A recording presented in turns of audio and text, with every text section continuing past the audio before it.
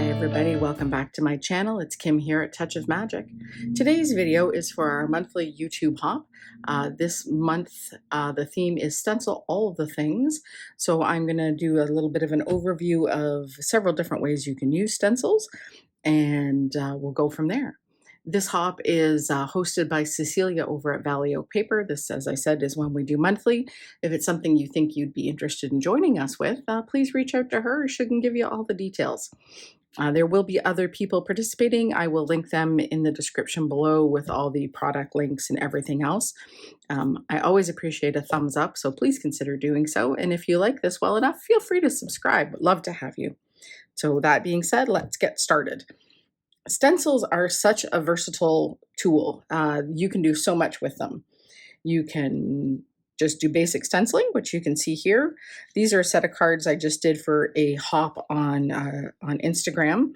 And this is a Gina K technique where you just very easily across the center of a panel, a little bit of color, a sentiment, you are good to go. I tried that with a whole bunch of different stencils that I have. These are Simon Says Stamp. This one's a Colorful Life Design. This one is Gina K. This one is another Simon Says Stamp. And it's really fun what you can do and how different you can make everything look. I did the whole thing on a 6x6 panel in a different color for a little while ago. And this is the exact same stencil. And you can see the very different look you get. This is a full stenciled panel. It was a 6x6.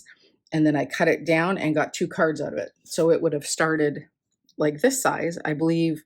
I'm not sure if this is Altenew or the Ton. I will put it in the description and try and tag everything that I can that's still available. This might be the Altenew one. And you can take one 6x6 stencil and make 2 cards with it. And it's a really nice way to do it. And of course, you can also take it and make it the whole feature of your panel and add just a great sentiment, and then it's done. I do a lot of stenciling when I'm kind of in a bit of a creative funk, when I'm not quite sure what I am wanting to do and I just want to create, I will do stencils. So you can do the full 6x6. This is just a half sheet. And you can see, obviously I'm a big fan of rainbow, but you can also do tonals, pastels, geometrics. This is fun because I layered different stencils for color, trying kind of a mixed media look. That's just a small part of my very large stash of stenciled panels here. These are, wait, where is it? Sorry. These ones are fun because the final layer I did with an embossing. And these ones I did with adding paste and letting it dry in between. So like an embossing paste, like a texture paste or a shimmer paste, some glitter. You can add all kinds of different elements and make it, you know, even though they're all exactly the same stencil, they all look a little different depending on how you do it. Okay, so I've got 2 different panels here. I've got a white panel that is 3 3/4 by 5. And then the matting layer I have done with, sorry, I'm using Gina's because it tells me the increments. 5 1/8 by 3 7/8. So just a slight 1/8 of an inch matting panel is what I want when this is done. So it'll give you just a nice border. The other option is to use layering die set like the Simon Says Stamp or Hero Arts or Waffle Flowers or the Gina K Master Layouts, which I use a lot for this kind of technique because it gives you nice beveled edges. But if you don't have any of those, just a simple paper trimmer will get you what you need. Okay, I have a piece of scrap paper and I have my Altenew blending brushes and then my little, we'll put these in here for a second. So this is what I keep my little Altenew, they're flat ones. Love these. Waffle Flower, couple of tailored expressions from classes. So this is what I use. It's just a lipstick tray. If I can find that, I can also link it. Very handy. And for stencils, especially ones with a little bit more detail, I like these because they get into all the nooks and crannies. So I do this on just scrap paper. This also, if you have a sticky mat or a grip mat of any kind, that works. I'm trying to keep this as if we have no tools and how to do this as simple as possible. I love my grip mat. I have one, I use it. I use my stamping platform. There's always different ways to do this. For this one, we're gonna go landscape style, and I'm gonna go across. And all I've done is I used a little temporary adhesive, repositionable, to hold this down to the paper. And we're gonna go across the center. I do have a little separate bin of brushes for my distress inks and oxides because the formulation is slightly different on those. This one, we're just going to go one color. I'm picking Kitsch Flamingo here from just the Distress ink line. And I'm just going to go across the center here. I'm only holding this with my fingers. This is not about perfection today. It never really is, to be honest. I'm just trying to kind of eyeball a fairly decent center line here. It's hard with the lights and I'm not putting my head right over it. So forgive any miscalculations here, I hope. And when you're doing this, you want to go both directions so that you're getting against the edges of your stencils so you can get into those little spots. So you want to go clockwise and counterclockwise. Make sure you're getting, you know, as much or as little coverage as you want. Now, without moving my hand, I'm going to lift and see where I am. Do I like what I'm seeing? I think that looks fine. So we're going to pull that one. And it just gives you just a subtle design across the center. Now this one I do have my sticky mat in, so I know that my paper will stay in the corner. And let me find my appropriate sentiment. Okay, I'm pulling the stamp set here that is the, oh, I hope I don't say this terribly, Lysianthus. I love the flower, but I also love the font on these. Really beautiful. I am in need of some anniversary cards. So this one is going to go here. And the nice thing about this, I'm matting it in the black, so I know that I can use black ink. It's going to tie together nicely. You could go, you know, if you're making an anniversary card for your spouse or for friends, pick colors they love. Today is about concepts more than anything. I'm reaching for the Simon Says Stamp VersaFine Clair, which is from Tsukanenko, the Nocturne. I love this. It dries fast. It's very crisp. You get great detail.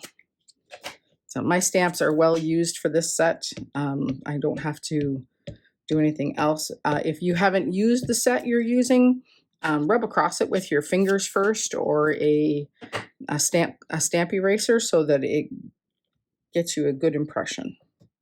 Just takes the residue off. There you go, one time and done. Okay, so I'm going to set that aside for a second. My little stamp chamois.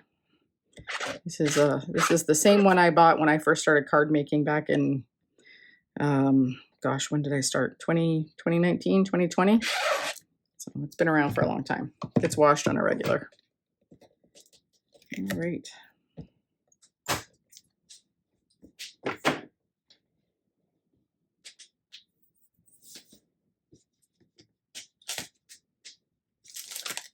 The other thing I often use for holding my cards and stuff in place is the Waffle Flower Media Mat.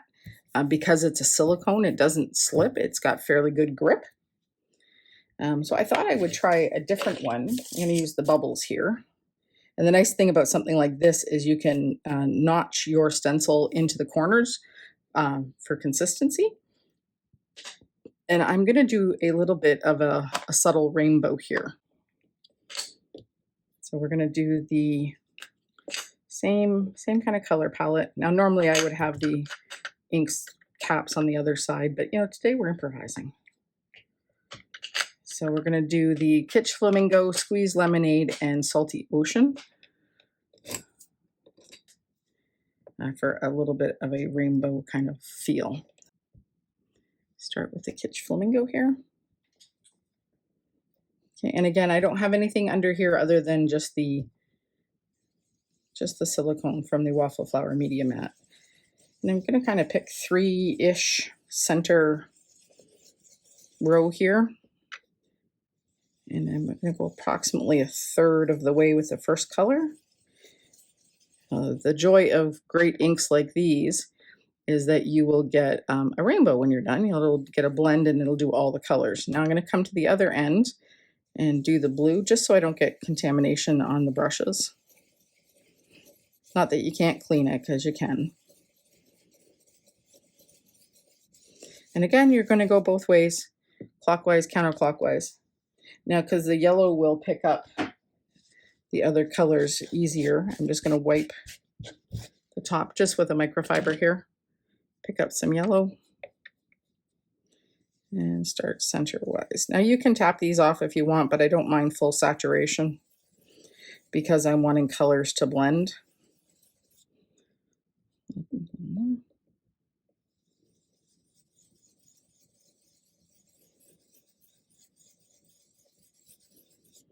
Alrighty, so now this is where, again, I'm going to hold here so that we're not losing our positioning, and then lift, and then we're getting a transition of color. So there's our second one. Simple, fun, gives you a neat look. You could go diagonal, you can go up and down, you can go whichever way you wanted. You could run your card this way, you could go portrait or landscape. Okay, and the third one, I want to try something a little different. I work at a retirement home full time, and one of the things that I do is I make all the, unfortunately, sympathy cards for work. And I wanted to try this and see what I thought of this kind of idea for a sympathy card. So this is new. I've never done this, so you're gonna come on the trip with me for this one. Done this as in use this concept for a sympathy card, I guess would be the right way to say this. So I'm using 3 different colors from Simon Says Stamp. This is their Pawsitively saturated inks, which I really like. So I've got Artichoke for a green, I've got Ocean for like a tealy blue, and then the Latte for a brown. So we'll pull my colors here. So again, I've got my little Altenew brushes. I'm gonna start at the end for Latte.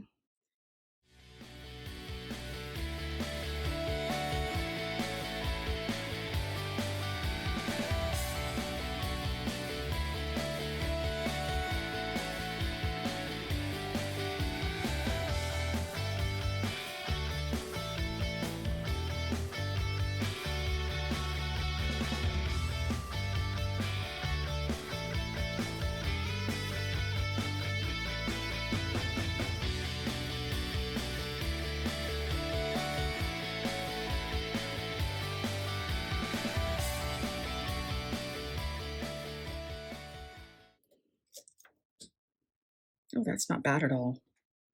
Not bad at all. That's very pretty, very subtle. Okay. Magic of editing. All right, so while those are drying, not that it takes long with a dye ink. I'm going to use the same stamp set here. Again, I love these. And let's just take that along the bottom line, I think. Sorry, I hope I'm not getting my head in the way here, but it's always hard. One of the nice things about the Misty is the grid lines, and you can check to see, is that looking fairly straight? I think I gotta redo that. All right, so when I'm struggling with that, especially on camera like this, I pull this out because this makes it much easier. Can line this up with the grid. Sorry, I'm trying not to stick my head in the way. That looks better, and then you can use the door to pick it up and then peel that off. Now this is the the grid transparency from Simon Says Stamp. Very handy little thing. I keep it in the drawer behind me. Okay, and then I'm going to go black again for this because that's the matting, and I love black with the bright colors.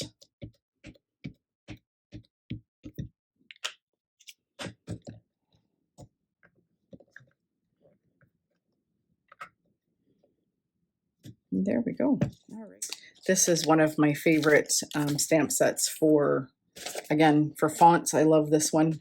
This is the Vintage Garden from Simon Says Stamp. The fonts in this are beautiful. I actually have some already stamped, so you could easily just do that. If you want to elevate it a little, you could stack it up. But I think I'm going to stick with the same theme here and stamp directly on. Let's do that again.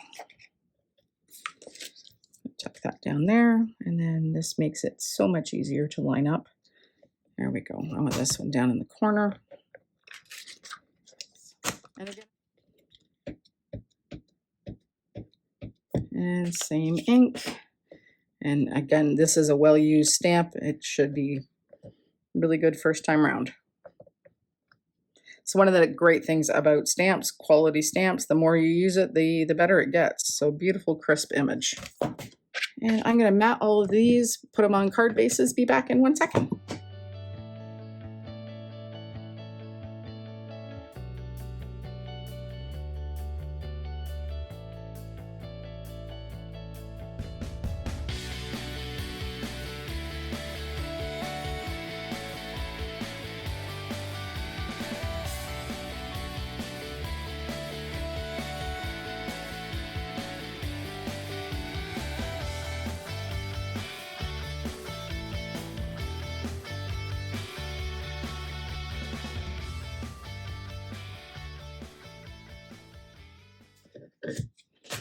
Okay, and the last thing I do is I put my little stamp on the back. I just got this a little bit ago from Magnuson Rubber Stamps, and I will put a link to them in the description as well. It's not an affiliate link. I just love their products. They did this and had it out to me in no time flat. Nick was awesome to work with. So I put a little silicone pad underneath just to get clear stamping. Make sure we're inked up well. That's the beauty of a rubber stamp, is you're going to get a great impression every time. And there we go. I used to use printed labels on the back, and then I finally bit the bullet, if you will, and went and did this. It was very affordable.